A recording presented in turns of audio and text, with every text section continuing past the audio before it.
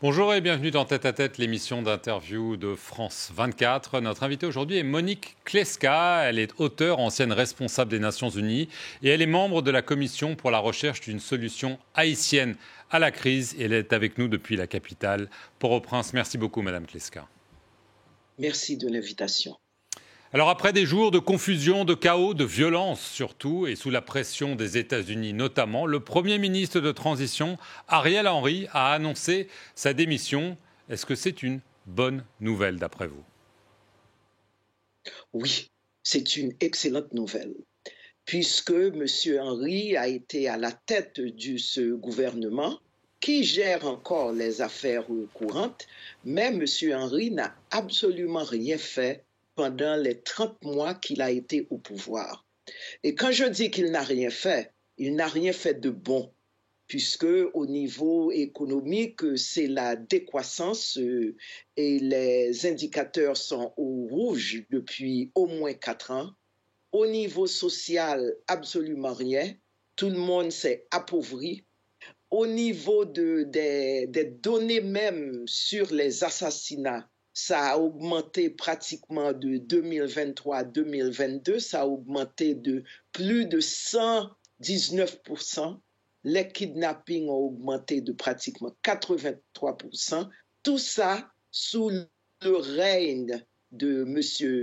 Henry, qu'on appelle des fois le roi Henry, parce qu'il n'y a aucun contrôle. Et aussi, nous mourrons avec son attachement au gang, son attachement quand même qui paraît évident. Donc, c'est une bonne nouvelle. Mais il faut justice, puisqu'il y a eu la corruption sous M. Henry. Quelle justice le peuple haïtien va avoir? Il y a eu des milliers de fillettes et de femmes qui ont été violées. Quelle justice elles vont avoir? Comment penser leur traumatisme, comment penser tout ceci. Et les meurtres, il y a par exemple, quand il y a des enterrements, il y a des mères et des pères qui disent « Voilà ce que M. Henry a fait à ma famille. Ils ont tué mon enfant. » Quelle justice, puisque le peuple haïtien doit avoir justice aussi. Donc oui, encore une fois, c'est une bonne nouvelle, mais M.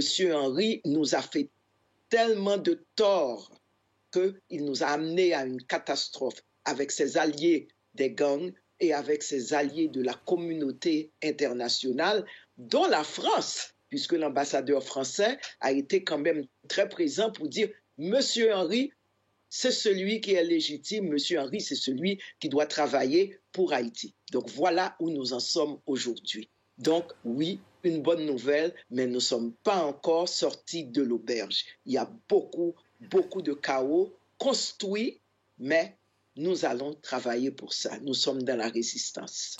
Alors, vous avez mentionné les gangs.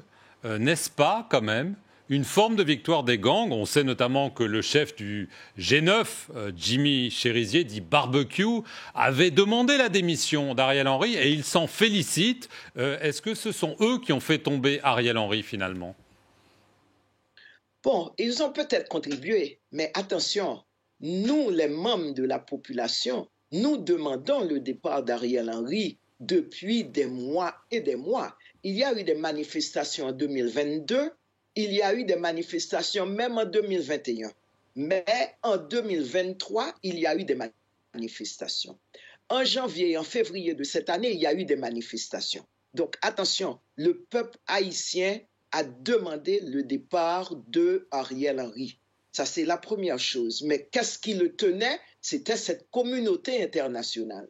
Nous, de l'accord de Montana, donc, que nous avons initié au niveau de la commission, nous avons demandé le départ d'Ariel Henry depuis l'été dernier. Donc, ça fait des mois que nous demandons le départ d'Ariel Henry. Mais bien sûr, il faut une pression, il faut une mobilisation. Et nous avons beaucoup travaillé au niveau de la diplomatie américaine. Je ne sais pas combien de fois mes collègues, camarades ont rencontré l'ambassadeur de France, l'ambassadeur du Canada, pour dire justement c'est intenable, cette situation est intenable. Donc, moi, je veux faire savoir qu'il y a eu des organisations de la société civile, il y a eu des partis politiques, l'Église catholique, à sa manière, même s'ils n'ont pas dit Ariel Henry doit partir, ils l'ont mis dans une phrase qui voulait dire ceci, des organisations protestantes. Donc, il y a eu beaucoup d'organisations, la société organisée en Haïti, la majorité d'elles a demandé la démission d'Ariel Henry depuis des mois. Et ça s'est amplifié autour de cette dernière semaine. Donc, il ne faut pas négliger ceci quand on parle d'Haïti.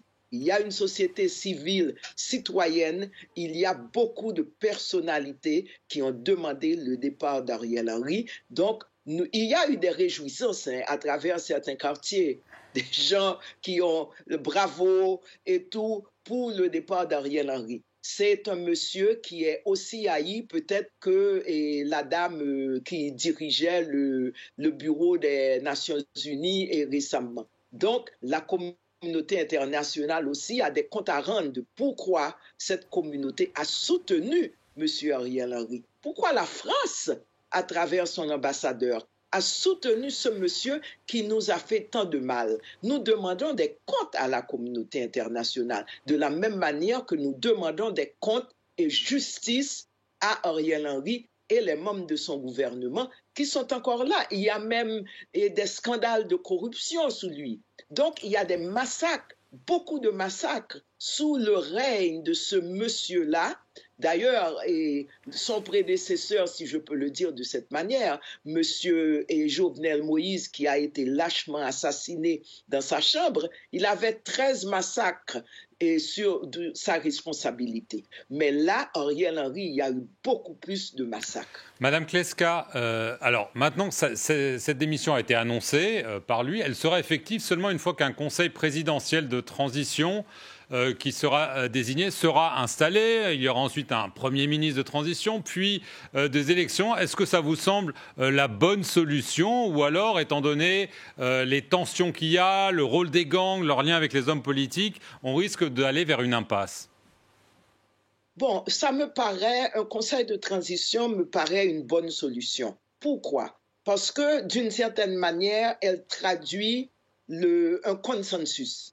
Puisque nous, de l'accord de Montana, ça fait des mois, pratiquement 2 ans et demi, que nous demandons un consensus. Puisque la situation du pays est telle qu'on ne peut pas, un homme, et Ariel Henry l'a prouvé, un homme ne peut pas seul, ou une femme ne peut pas seule gérer cette situation. Il faut un consensus de différentes forces vives de la nation, puisque la crise est multidimensionnelle. La crise nous envahit depuis longtemps. Donc, il faut un consensus. Et un conseil de ce genre pourrait, et je dis pourrait, puisque la crise est telle qu'on ne peut pas dire que si on met 5 personnes ensemble ou 7 personnes ensemble, que ça va travailler. Il faudra vraiment une très, très, très forte dose d'humilité. Il faudra une très, très, très forte dose comment j'aurais pu dire, de négation de soi pour dire que c'est le peuple haïtien. On est au service du peuple haïtien et on est au service de la République. Madame Donc Kleska, ça, c'est quelque chose d'important au-delà du consensus. Alors, pour être membre du Conseil de transition, il ne faudra être ni inculpé ni sous sanction de l'ONU. Et il faudra aussi ne pas s'opposer au déploiement de la force multinationale qui a été décidée par le Conseil de sécurité de l'ONU. Est-ce que ça vous paraît être des bonnes conditions de façon à garantir que ce Conseil soit viable et respecté par tous? Bon, il y a certaines valeurs qui sont traduites et la Constitution, et on parle aussi, la Constitution de 1987. Mais attention, moi je ne suis pas d'accord avec cette idée que dans un document, dans un conseil de transition, dans un accord, puisque ce sera un accord entre des forces politiques et de la société civile, même si nous avions souhaité que ça soit plutôt la société civile, qu'il y ait cette partie qu'on accepte une force d'occupation pratiquement. Moi, je ne suis pas d'accord. Moi, je l'appelle carrément une force d'occupation et nous savons ce qu'elles ont donné. Donc, même si au niveau de la majorité, on va voir ce que la majorité dit, mais nous, je pense que c'est un problème réel pour nous. À ce niveau-là, moi, je ne suis pas d'accord et la majorité de mes camarades de l'accord de Montana ne sont pas d'accord avec ceci. Même si nous reconnaissons qu'il y a un besoin de soutien, il y a un besoin d'aide, mais nous ne pouvons pas conditionner ceci à un accord qu'une résolution des Nations Unies. Résolution des Nations Unies, bon, c'est la résolution des Nations Unies, mais de là à imposer ce genre de choses dans l'accord, moi, je ne suis pas du tout d'accord. Juste, dernière question, parce qu'on n'a plus beaucoup de temps. Est-ce que vous pensez qu'on a évité le pire en Haïti, ou est-ce qu'on est quand même dans une situation de quasi-guerre civile? Moi, je dis qu'on est dans une situation de quasi-guerre civile. D'une part, il y a ce gouvernement qui est en guerre contre la population, puisqu'il n'a rien fait pour nous. Au contraire, il nous a lâchés là.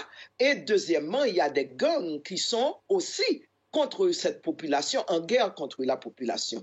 Donc, nous sommes là, effectivement, dans une situation de guerre civile. Moi, comme tous les autres, nous sommes terrés chez nous depuis 2 semaines. Nous sommes otages, nous ne pouvons pas sortir. Nous avons peur qu'on va venir nous violer, nous tuer. Donc, nous sommes effectivement dans une situation de guerre civile où il y a des gangs, vos images le montrent, qui sont avec des guns, ce qu'on appelle les manches longues en Haïti, mais qui sont avec des fusils de ce genre qui nous tuent. Donc oui, nous sommes dans une situation de guerre civile et c'est la raison pour laquelle, en priorité, il va falloir pacifier, il va falloir ramener une sécurité, il va falloir nous mettre à l'aise pour qu'on puisse sortir, pour qu'on puisse vaquer à nos occupations, pour que les enfants puissent aller à l'école.